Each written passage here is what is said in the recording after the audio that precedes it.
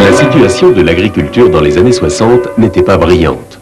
Les crises successives du géranium et l'augmentation du prix de la main-d'œuvre en zone canne poussent de nombreux propriétaires fonciers à se détourner de leur exploitation.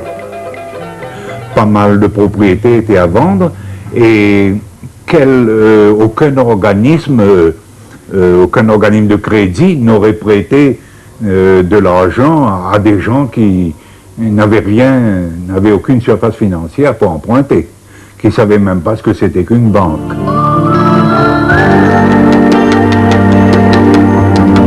Le paradoxe est terrible. D'un côté, des grosses propriétés, des domaines, qui, faute de rentabilité, retournent lentement à la friche. De l'autre, des hommes qui ne demandent qu'à travailler cette terre, ouvriers agricoles ou colons, mais qui sont sans formation ni moyens financiers. Un homme, Jean de Cambière, directeur de la Caisse de Crédit Agricole, pense que le cercle infernal peut être enrayé. À cette époque, les premières affaires ont vu le jour en métropole, mais ici, les décrets d'application se font attendre. Et la loi d'orientation agricole qui a permis leur création date de 1960. Mais cette loi n'était pas applicable à La Réunion.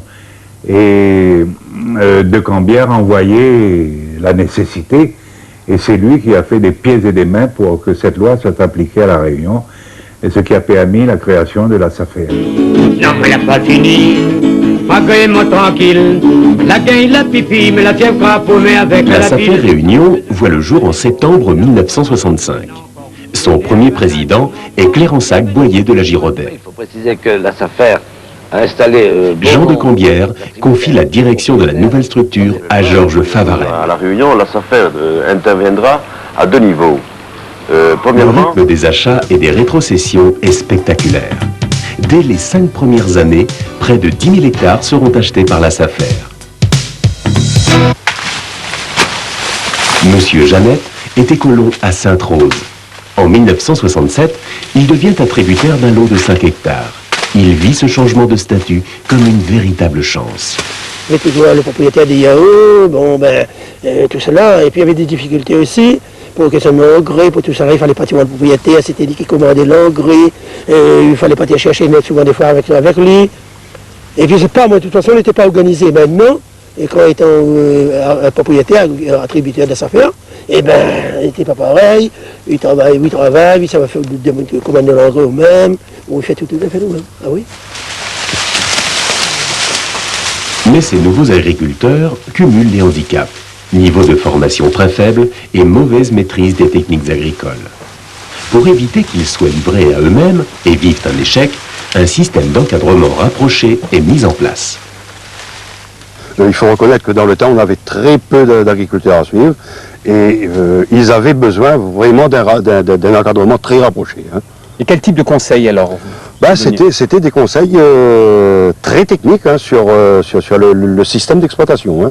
On tenait même dans le temps des petites réunions assez régulièrement pour essayer de les former et de les informer bien sûr. Cet encadrement était utile? Ah oui, très utile, hein, parce qu'on avait besoin. Ah oui, oui. Parce qu'on était faible en ce temps-là, on ne pouvait pas faire rien sans l'aide de M. Fontaine. Ah non, on ne pouvait pas. Les techniciens de la SAFER assurent bien plus que l'encadrement technique des exploitations. Ils contrôlent l'avancement des travaux et, pour les prêts de mise en valeur, ont le pouvoir de débloquer les fonds au fur et à mesure des besoins. Comme vous voyez là, on retrouve les traces là, puisque c'était suivi, l'agriculteur était suivi régulièrement et on tenait, disons, on avait le suivi de cet argent. Et comme vous voyez dans ce cahier, chaque agriculteur, on savait la somme qui était disponible bien sûr, et au fur et à mesure des besoins sur le terrain, on leur consentait des avances, hein, comme vous pouvez constater ici. Hein. Vous voyez, hein, le nom des agriculteurs, le montant qu'ils avaient et les différents besoins. Les résultats sont exceptionnels et la quasi-totalité des attributaires réussissent leur installation et leur mutation de statut social. Monsieur Jeannette vient de prendre sa retraite et c'est son fils qui, après un BPA, assure la relève. Bien du chemin a été parcouru en une génération. J'ai repris l'exploitation en 1997, c'est une exploitation familiale. Comme production, je fais surtout de la canne à sucre et un peu de diversification, c'est-à-dire les chips, almistes, un peu de banane aussi, quoi.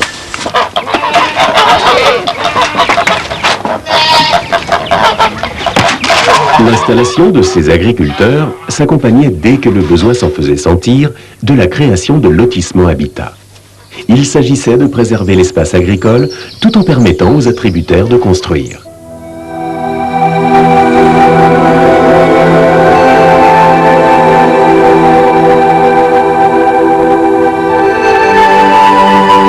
À partir de 1975, les ventes de grandes propriétés commencent à se faire rares. La pression sur le foncier devenant plus forte, les prix risquent alors de flamber. À partir de cette époque, la SAFER utilisera son droit de préemption de façon volontaire pour maintenir le prix des terres agricoles à un niveau économiquement viable pour les agriculteurs. À La Réunion, on est beaucoup plus interventionniste, c'est-à-dire qu'on agit, on préempte par exemple sur des plus petites surfaces, sur tout ce qui pourrait faire perdre à l'agriculture une petite surface. 1. 2, on est beaucoup plus interventionniste sur les prix.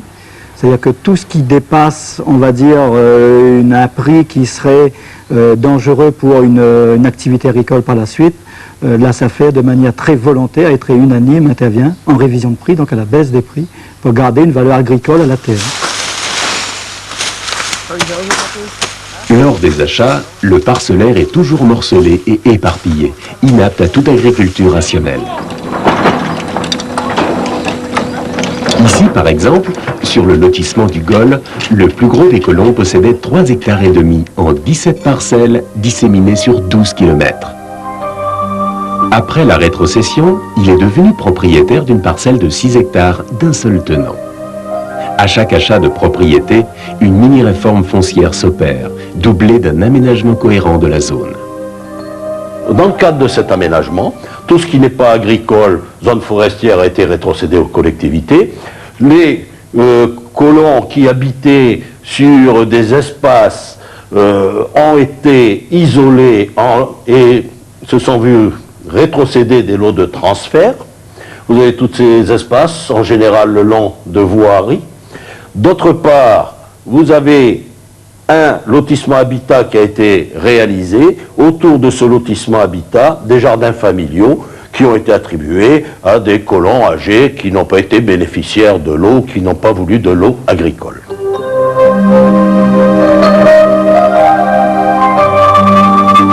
Au fil des années, la SAFER a modifié profondément la structure foncière de l'île.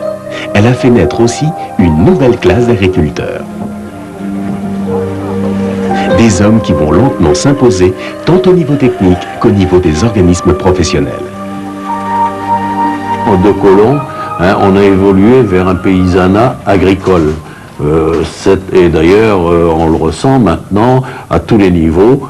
Ces agriculteurs se prennent en charge les organismes agricoles, les coopératives et même la SAFER.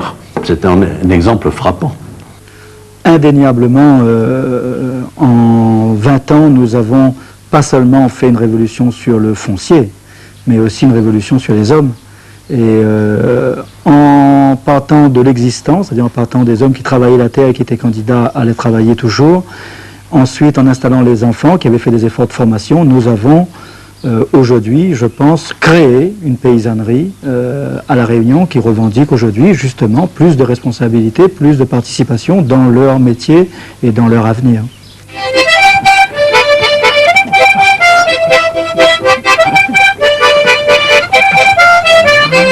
À partir des années 80, la décision d'aménager les hauts offre à la SAFER un autre défi, réussir l'installation de nouveaux éleveurs bovins. Mais ces installations demandent des travaux d'aménagement lourds et longs. Les premières années sont alors souvent difficiles pour les éleveurs. Denis Sadeyen en est l'exemple. Quand il a commencé à produire du lait, il devait le descendre quelques kilomètres plus bas jusqu'à la route. Mais pendant la saison cyclonique, le chemin devenait impraticable. Les 5 années passées, tout était coupé en période cyclonique, il n'y avait plus de route, c'était impossible de livrer le lait. Moi j'étais à 250 litres de lait où il fallait couper, jeter le lait à la ravine parce qu'il n'y avait pas de possibilité de livrer. Il a fallu faire une dizaine ou quinzaine de kilomètres pour livrer le lait. Et dans ces conditions-là, c'était impossible vu que le matériel ne résistait pas à l'exploitation. La route construite par la SAFER désenclave enfin l'exploitation en 1989. Denis peut alors livrer son lait dans de meilleures conditions. Mais l'apprentissage du métier d'éleveur est lent. Les investissements pour produire dans de bonnes conditions sont très lourds pour un jeune qui s'installe. Et Denis rencontre des problèmes de trésorerie. Il a du mal à rembourser ses prêts. Alors le problème qui se posait à la fin des années 80 était que, contrairement à ce qui s'était passé depuis 20 ans, les attributaires SAFER, nouvellement installés, avaient de plus en plus de mal à rembourser leurs prêts fonciers et leurs prêts agricoles. La solution qui a été imaginée à l'époque, à ce moment-là, a été de créer une société d'épargne foncière agricole pour venir aider au portage financier du foncier et permettre aux nouveaux installés de pouvoir étaler dans le temps la charge du foncier et de redevenir propriétaires, mais très progressivement, de leurs exploitations. Aujourd'hui, moi je suis propriétaire de 25 hectares sur 40 et on est locataire dans le GFA où nous-mêmes on est actionnaire dedans, quoi.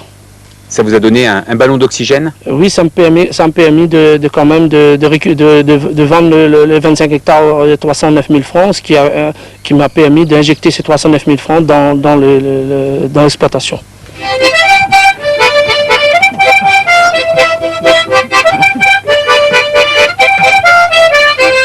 Grâce à la CEFAR, un nouveau modèle s'impose. Les attributaires de la SAFER n'ont plus à l'installation à supporter tout le poids du foncier. La CEFAR investit dans les GFA qui se créent et ces derniers se multiplient. C'est le cas à la plaine des Cafres. Jean-Marc Lépinet, ancien éleveur sans terre sur le domaine de l'ONF, s'installe en 1995 dans le cadre d'une opération de récupération de terres en friche. Avant le SAFER, j'étais sur le terrain de l'ONF avec 10 vaches. C'était pas intéressant. Aujourd'hui, depuis qu'on a gagné le terrain SAFER en 95, on a monté à 43 vaches jusqu'à aujourd'hui. Déjà la génétique améliorée.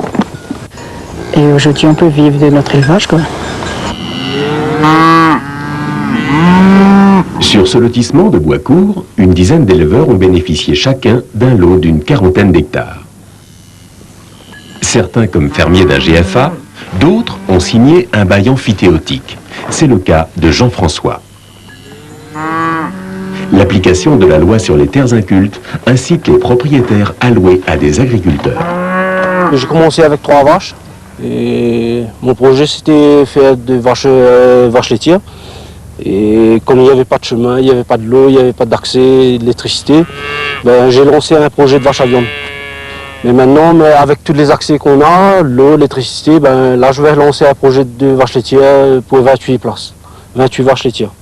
Avec mon troupeau de vaches à viande, 45.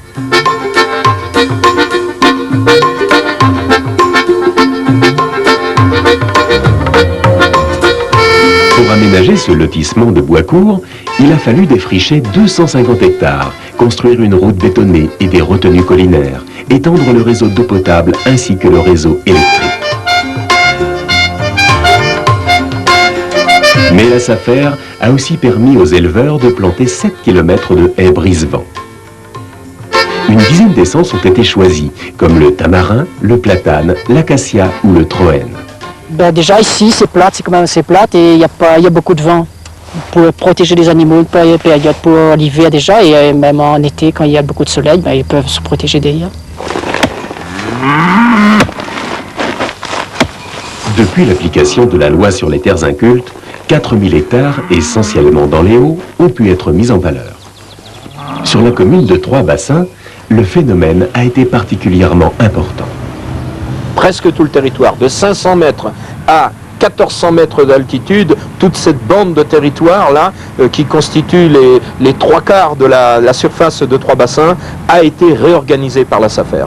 Et c'est grâce aussi à la SAFER que non seulement le territoire a été valorisé, mais que les hommes eux-mêmes, les agriculteurs eux-mêmes ont été valorisés et que nous assistons à une diversification agricole extrêmement porteuse pour le présent et pour l'avenir. Eh bien, nous sommes ici dans les hauts de la commune de Trois-Bassins. Ces terres étaient essentiellement en friche il y a une douzaine d'années. Donc la SAFER a pu jouer son véritable rôle d'opérateur foncier, puisque nous avons utilisé, disons, tout l'arsenal qui était à notre disposition pour acquérir ces terrains, soit par voie amiable, bien sûr, c'est la plus grande partie de ces terrains qui l'ont été de cette manière, et puis une partie également de ces terrains ont été expropriés grâce à la procédure sur les terres incultes.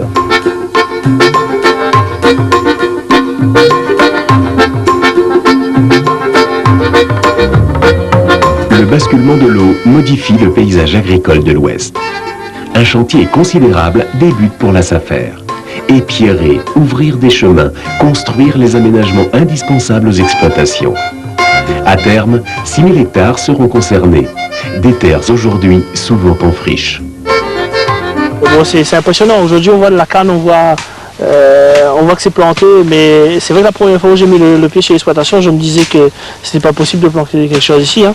Et c'est vrai qu'avec le travail qu'a pu faire la SAFER avec les bulles, a été quand même impressionnant. De toute façon, on peut voir un peu la hauteur des andins qu'il y a juste à côté. Et quand on voit les cannes qui sont à côté, on voit que le résultat était quand même intéressant.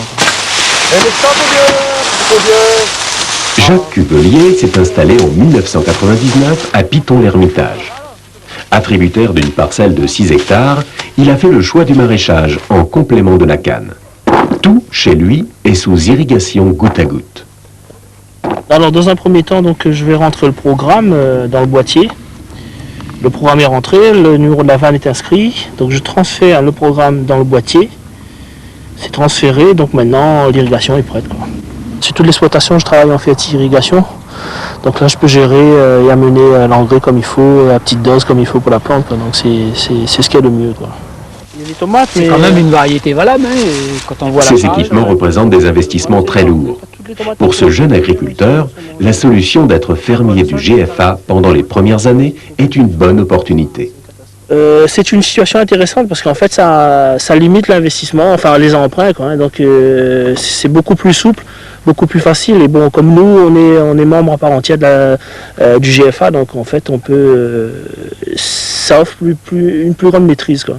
Et donc au fur et à mesure lorsqu'on aura de l'argent disponible on pourra acheter nos parts et ça pose aucun problème donc là ça c'est la souplesse quoi. L'application de la loi sur les terres incultes incite de nombreux propriétaires à signer des baux amphithéotiques. Ils garantissent pendant 25 ans l'outil de travail à l'agriculteur. Christian Vion a été l'un des premiers en zone canne à en signer un. Pour l'agriculteur, c'est une bonne chose, mais de toute façon, quand on a besoin de terrain, c'est toujours une bonne chose.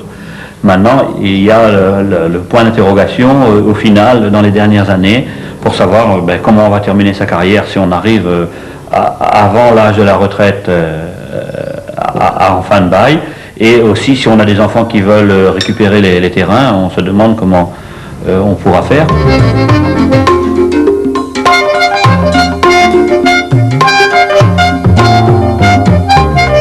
Tout au long de son histoire, la SAFER a su modifier et adapter son mode d'intervention aux besoins exprimés sur le terrain. Aidé en cela par la loi qui lui a donné régulièrement de nouvelles prérogatives. En 35 ans, près de 4000 agriculteurs ont été installés sur des exploitations viables, induisant ainsi de nombreuses créations d'emplois dans tout le secteur agricole. À partir des années 80, la SAFER s'est positionnée comme l'aménageur du monde rural. Ses travaux n'ont cessé d'augmenter et de se diversifier de façon spectaculaire. Aujourd'hui, dans une île où la croissance démographique est soutenue, la pression sur le foncier ne fait que se renforcer. La volonté de préserver les terres agricoles reste donc l'un des enjeux majeurs de la SAFER, qui souhaite également fortement s'impliquer dans les problèmes liés à l'environnement.